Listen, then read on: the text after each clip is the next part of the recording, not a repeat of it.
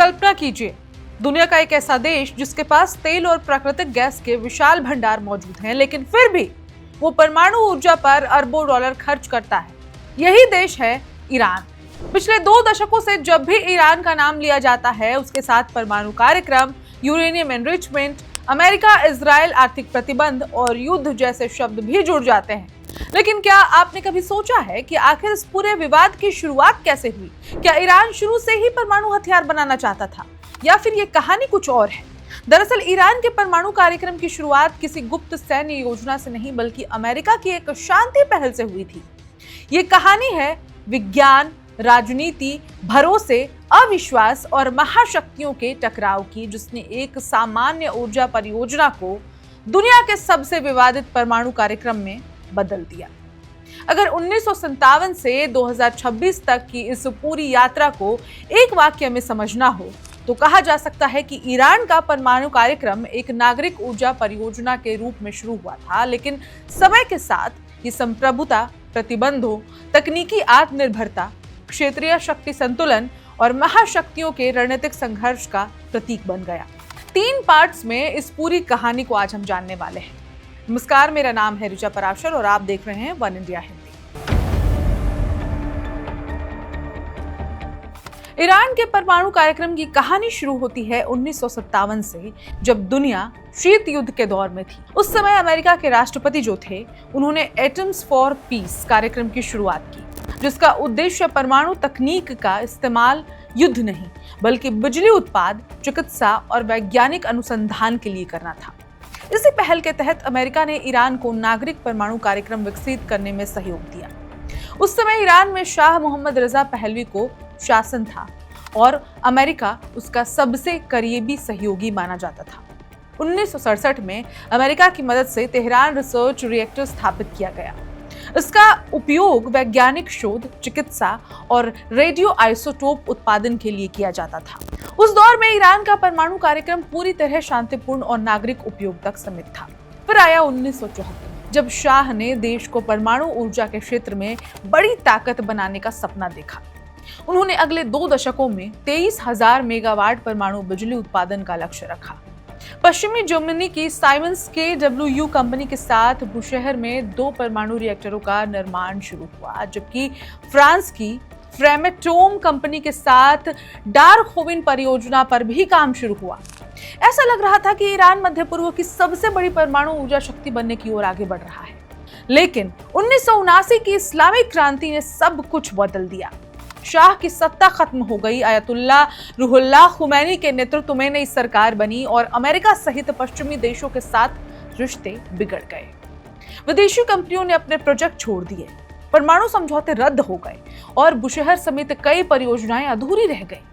इसके बाद शुरू हुए ईरान इराक युद्ध ने भी परमाणु ढांचे को भारी नुकसान पहुंचाया। दुनिया को लगा कि ईरान का परमाणु कार्यक्रम यही खत्म हो जाएगा, लेकिन ऐसा हुआ नहीं। नई सरकार ने धीरे धीरे परमाणु तकनीक को ऊर्जा सुरक्षा, तकनीकी आत्मनिर्भरता और राष्ट्रीय रणनीति का हिस्सा बनाना शुरू किया। यही से ईरान के परमाणु कार्यक्रम की वो यात्रा शुरू हुई जिसने आने वाले दशकों में पूरी दुनिया की राजनीति, सुरक्षा और कूटनीति को गहराई से प्रभावित किया। ईरान इराक युद्ध खत्म होने के बाद तेहरान के सामने सबसे बड़ा सवाल था, क्या परमाणु कार्यक्रम को हमेशा के लिए छोड़ दिया जाए या फिर नई शुरुआत की जाए। पश्चिमी देशों के साथ रिश्ते खराब हो चुके थे, इसलिए ईरान ने रूस की ओर रुख किया। 1992 में दोनों देशों के बीच बुशहर परमाणु बिजली घर को पूरा करने का समझौता हुआ।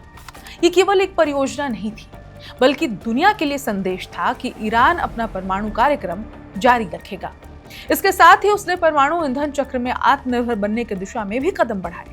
इसी रणनीति के तहत ईरान ने यूरेनियम संवर्धन यानी कि यूरेनियम एनरिचमेंट क्षमता विकसित करनी शुरू की। नागरिक परमाणु ऊर्जा और परमाणु हथियारों में अलग अलग स्तर पर संवर्धित यूरेनियम का उपयोग होता है, इसलिए यही तकनीक अंतर्राष्ट्रीय चिंता का कारण बन गई। 2002 में दुनिया का ध्यान तब ईरान की ओर गया जब नतांज में बड़े पैमाने पर यूरेनियम संवर्धन सुविधा का खुलासा हुआ। इसके बाद IAEA ने निरीक्षण शुरू किए। ईरान ने इसे बिजली उत्पादन के लिए जरूरी बताया, जबकि अमेरिका और कई पश्चिमी देशों ने इसकी आवश्यकता और उद्देश्य पर सवाल उठाने शुरू कर दिए। बाद के वर्षों में नातांज का विस्तार हुआ और फोर्डो नामक भूमिगत संवर्धन केंद्र भी सामने आया, जो पहाड़ों के भीतर बनाया गया था। इसकी सुरक्षा व्यवस्था ने अंतर्राष्ट्रीय समुदाय की चिंताएं और बढ़ा दी। इसी दौरान इस्फहान परमाणु ईंधन चक्र का महत्वपूर्ण केंद्र बना, जबकि अराक हेवी वाटर रिएक्टर को लेकर भी विवाद शुरू हुआ, क्योंकि विशेषज्ञों के अनुसार ऐसी तकनीक से प्लूटोनियम प्राप्त किया जा सकता है। इन घटनाओं के बाद संयुक्त राष्ट्र, अमेरिका और यूरोपीय देशों ने ईरान पर आर्थिक प्रतिबंधों का दायरा बढ़ाना शुरू किया। तेल निर्यात, बैंकिंग और तकनीकी सहयोग पर इसका असर पड़ा, लेकिन ईरान ने अपना कार्यक्रम जारी रखा।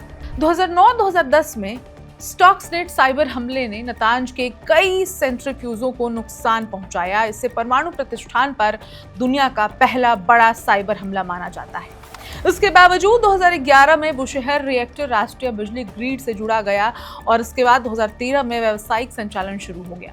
लेकिन बढ़ते प्रतिबंधों और गहराते अविश्वास के बीच अब दुनिया को लगने लगा था कि इस संकट का समाधान केवल कूटनीति और बातचीत से ही संभव है।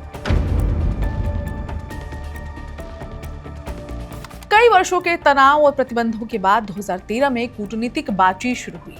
ओमान की मध्यस्थता में ईरान और P5+1 देशों के बीच वार्ता हुई, जिसके परिणाम स्वरूप 14 जुलाई 2015 को JCPOA joint comprehensive plan of action पर हस्ताक्षर हुए। इस समझौते के तहत ईरान ने यूरेनियम संवर्धन पर सीमाएं स्वीकार की और अंतर्राष्ट्रीय निरीक्षण की अनुमति दी, जबकि बदले में उस पर लगे कई आर्थिक प्रतिबंधों में राहत मिली। इससे ईरान की अर्थव्यवस्था और तेल निर्यात में सुधार के संकेत दिखाई दिए। लेकिन 2018 में अमेरिकी राष्ट्रपति डोनाल्ड ट्रंप ने अमेरिका को JCPOA से अलग कर लिया और ईरान पर दोबारा कड़े प्रतिबंध लगा दिए। जवाब में ईरान ने भी समझौतों की कई शर्तों का पालन धीरे धीरे कम करना शुरू कर दिया। इसके बाद दोनों देशों के बीच अविश्वास फिर गहरा हो गया। 2022 के बाद IAEA और ईरान के बीच निरीक्षण तथा पारदर्शिता को लेकर विवाद बढ़ा। वहीं पश्चिम एशिया में बढ़ते क्षेत्रीय तनाव ने परमाणु मुद्दे और संवेदनशील बना दिए। 2025-2026 के दौरान भी परमाणु प्रतिष्ठानों और सुरक्षा से जुड़े कई घटनाक्रम सामने आए। हालांकि इनमें से कुछ दावों की स्वतंत्र पुष्टि नहीं हो सकी। आज ईरान का कहना है कि उसका परमाणु कार्यक्रम ऊर्जा, चिकित्सा और वैज्ञानिक विकास के लिए है, जबकि अमेरिका, इजराइल और कई पश्चिमी देश इसकी बढ़ती परमाणु क्षमता को सुरक्षा चुनौती मानते हैं। हालांकि सार्वजनिक रूप से ऐसा कोई पुष्ट प्रमाण नहीं है कि ईरान ने परमाणु हथियार बना लिया है। यही वजह है कि ईरान का परमाणु कार्यक्रम आज केवल विज्ञान का नहीं, बल्कि वैश्विक कूटनीति, ऊर्जा सुरक्षा, तेल बाजार और अंतर्राष्ट्रीय शक्ति संतुलन का सबसे महत्वपूर्ण मुद्दा बन चुका है। और इस बीच ईरान और अमेरिका के बीच भीषण जंग जारी है। ये जंग कब तक खत्म होगा इसकी अब कोई संभावना नहीं है, क्योंकि बीते महीने जो सीज फायर हुआ वो अब टूट चुका है और खामेनेई के अंतिम यात्रा के बीच अमेरिका का हमला, ईरान का बैकफायर और इस बीच दुनिया एक बार फिर युद्ध की आग में झुलस रही है। इस खबर में इतना ही। अपडेट्स के लिए देखते रहें one India Hindi. Subscribe to One India and never miss an update. Download the One India app now.